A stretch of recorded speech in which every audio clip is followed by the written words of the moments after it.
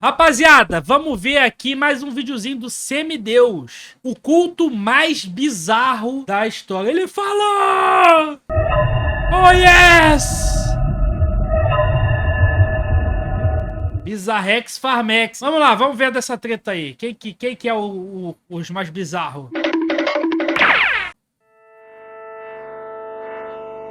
Ai, meu Deus. Ai, que medo.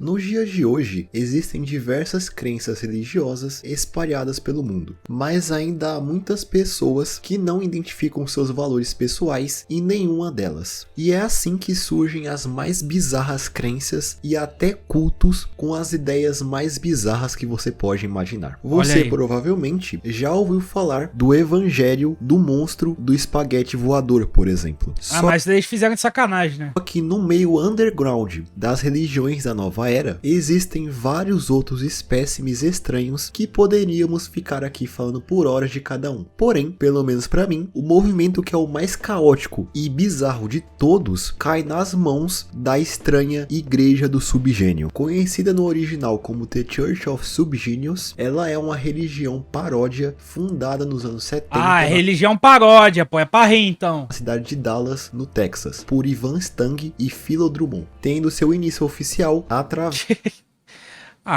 qual é, mano? A blasfêmia, mano. Jesus com uma M4, velho. Através da publicação de um panfleto chamado Subgenius Pamphlet número 1. Assim, a Igreja do Subgênio saiu de uma grande piada para quase um movimento cultural com várias obras feitas por membros desse grupo que eu acredito que seja bem interessante dar uma olhada neles. Então peço que me acompanhem nessa jornada para entender a confusa e bizarra história da religião mais caótica já criada. Olha aí. Sem mais explicações, vamos direto para o vídeo.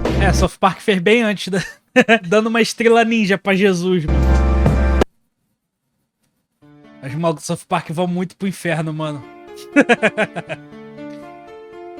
Antes de falar mais a fundo sobre a Igreja do Subgênio, nós temos que entender quem é o profeta dessa religião. Os adeptos da igreja seguem a palavra de um indivíduo chamado J.R. Bob Dobbs, que é uma figura representada por um desenho encontrado em uma lista telefônica de um homem com o estereótipo de um empresário dos anos 50 fumando um cachimbo. Não se sabe exatamente Mas o cachimbo é de crack? É importante saber. Mas se acredita se tratar de uma caricatura do personagem Ward Cleaver, da série americana Leave It to Beaver, de 1957, que foi interpretado pelo ator Hugh Belmont. E de acordo com as crenças da igreja, Bob foi o real fundador dela, sendo que na verdade a Igreja do Subgênio foi fundada em 1953. E segundo tem tempo isso, essa história também, os reais fundadores conheceram o profeta em pessoa que os convenceram telepaticamente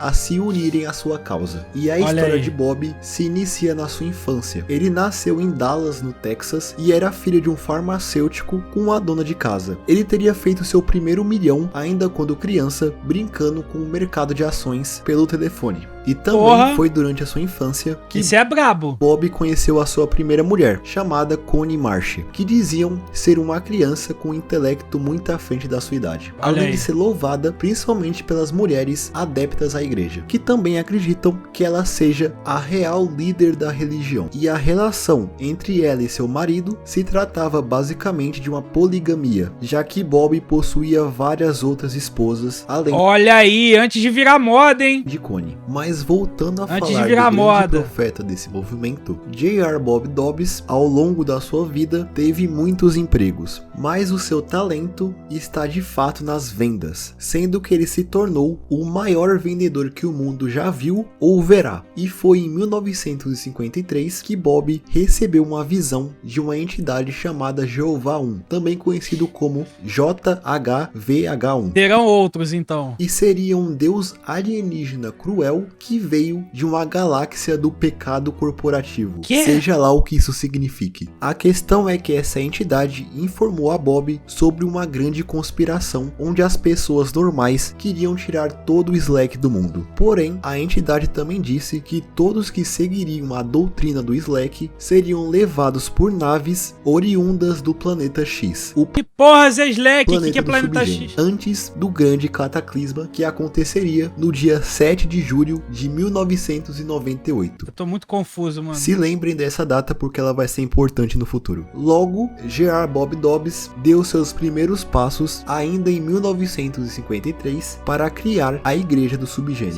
E eu acho que você deve ter muitas perguntas agora, mas a principal deve ser uma coisa da bicicletinha pequenininha. Sobre o que diabos é Slack. Bem, vamos falar... Ah, obrigado por explicar. ...disso mais tarde. Eu sou o que burrinho. se segue na vida de J.R. Bob Dobbs é... Não, mais tarde é o caralho, me explica agora. Você deve estar se perguntando o que é Slack. Foda-se. Então, como eu tava dizendo... o seu teórico fim, já que em 1984 ele foi assassinado em um teatro em São Francisco por um dos seus seguidores. Mas o mais bizarro é que logo após a sua morte, todo mundo que estava lá começou a fazer um show e dançar junto do seu corpo jogado ali no chão. Mas cara, essa rapaziada tá muito louca, mano. Eu acho que o cachimbo era de crack mesmo. É claro que ele não morreu de verdade, mas sim, de acordo com a igreja, ele ressuscitou não só uma vez... Ela mataram o cara e do nada puxaram uma guitarra.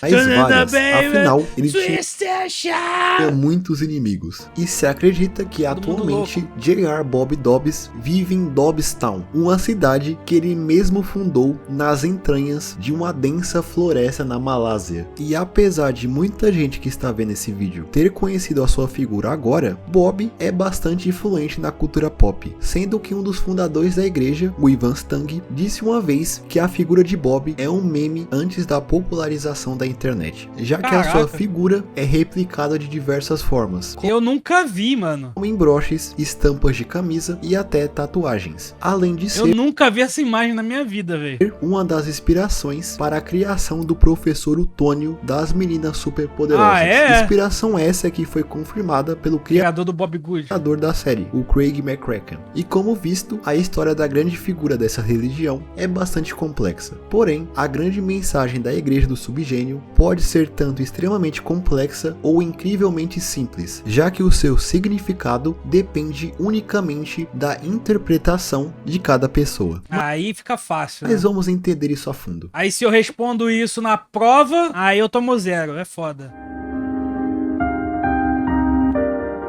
Como mencionado antes, a ideia mais importante da Igreja do Subgênio é algo chamado Slack, que é uma palavra em inglês que tem vários significados, se for traduzido para o português, como folga e preguiça, por exemplo. E apesar destas definições, de uma forma ou de outra, conseguir até que explicar o que significa o Slack dentro da Igreja do Subgênio, o conceito é muito mais abrangente do que isso.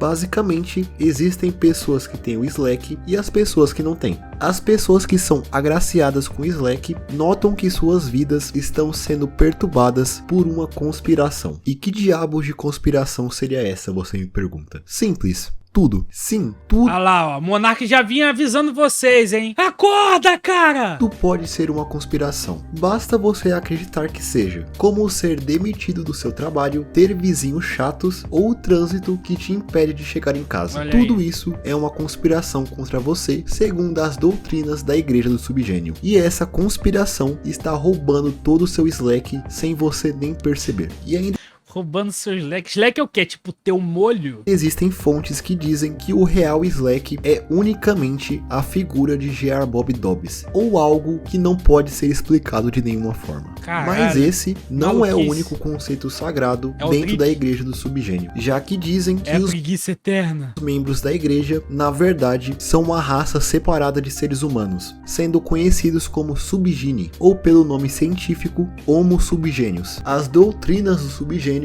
descrevem que essa raça surgiu da miscigenação de seres humanos comuns com Yetis. Sim, Yetis. Eles, por incrível que pareça, são extremamente importantes para a igreja, já que o J.R. Bob Dobbs é um dos raros Yetis puros.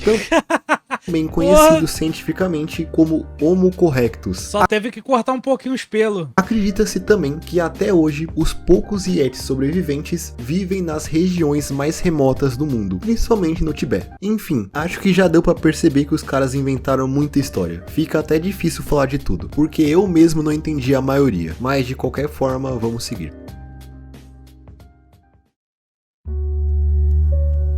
caras são furry, aí já era, né? Pode banir a Agora religião falando deles. mais sério, a Igreja do Subgênio ficou relativamente famosa pelas suas produções audiovisuais, como é o caso do vídeo de recrutamento chamado Arise, de 1992, que serve como uma espécie de documentário falso que conta a história da igreja. Mas o que eu acho que é a sua produção mais famosa... Mano, os malucos se empenharam muito, hein? É um comercial que eles fizeram para MTV dos Estados Unidos em 1991, sendo que a emissora disse que eles poderiam fazer qualquer coisa que eles quisessem, desde que o logo da MTV aparecesse em algum momento do vídeo. Então, o comercial é puramente uma propaganda genial da igreja, e tem visuais incríveis e até assustadores em certos momentos, sendo que o Ivan Stang, um dos fundadores da igreja, dirige e atua no comercial como ele mesmo, e ele manda muito bem. Outro bizarro projeto que envolveu os membros da igreja foi o jogo Dueling Fireman, que estava em produção entre 1994 a 1995 e seria lançado para o obscuro console 3DO, que foi Nossa, ninguém jogou isso. um dos maiores fracassos da era 32 bits. Dueling Fireman contava a história do segundo grande incêndio de Chicago, ocorrendo no futurista ano de 1999, sendo que o primeiro grande incêndio aconteceu na cidade americana levaram durante o ano longe de demais, 1871. E na vida real não teve um segundo, felizmente. E o que temos hoje do jogo são algumas sketches promocionais filmadas em live action, tendo até atores conhecidos, como Rudy Ray Moore, que ficou famoso na década de 70 pelo seu personagem chamado Dolemite, que estrelava filmes de blaxploitation, além do psicólogo Timothy Leary, conhecido por ser um ativista a favor do uso do LSD, que inspirou a criação de uma música incrível do Moody Blues também. Quem diria? E esses curtas que foram disponibilizados no jogo possuem uma cena que pode ser considerado uma previsão do 11 de setembro. Olha aí, mané! Como você pode ver aí no fundo. E tendo em conta que o jogo começou a ser produzido 7 anos antes do atentado, é um pouco bizarro ver essa cena. Já sabiam!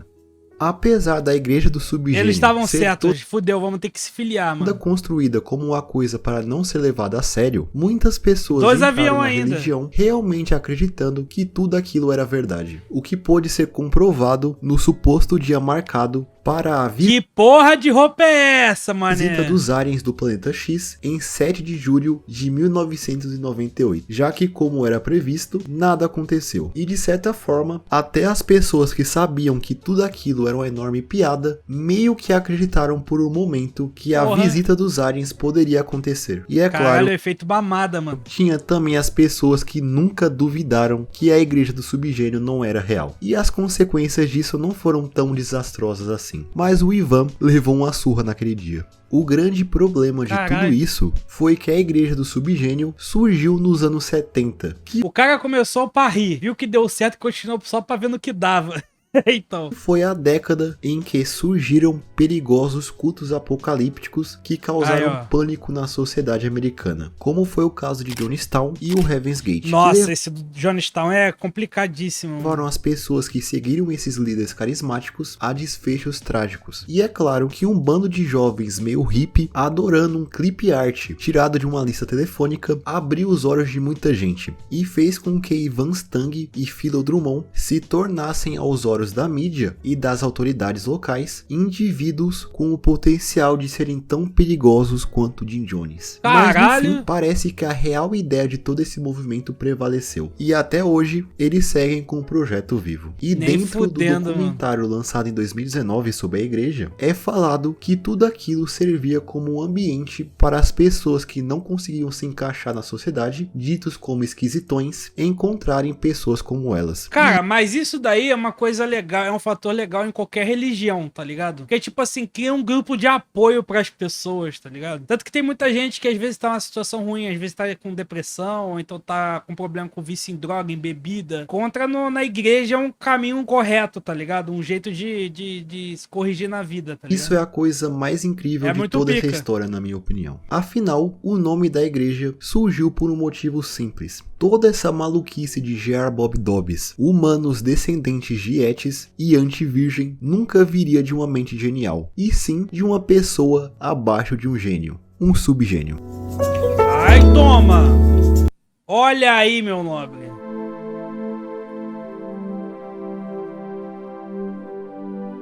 Que finalização, hein? Então é isso, esse foi um vídeo que eu realmente gostei de fazer. Espero que eu tenha conseguido de alguma forma sintetizar toda a bizarrice desse movimento nesse vídeo, e que vocês tenham gostado dele. Se sim, deixe um like aí embaixo para que o vídeo chegue a mais pessoas, de maluco, além cara. de se inscrever no canal para receber mais vídeos como esse no futuro. E também comentar aí embaixo outros cultos bizarros que você conhece. Fora isso, mano, quase chorei quando o CMD falou eu sou o Bob Good. Sempre, espero todos vocês em um próximo vídeo. Até mais. Brabo, brabo. Rapaziada, link do vídeo original na descrição. É isso, vejo vocês no próximo. Falou!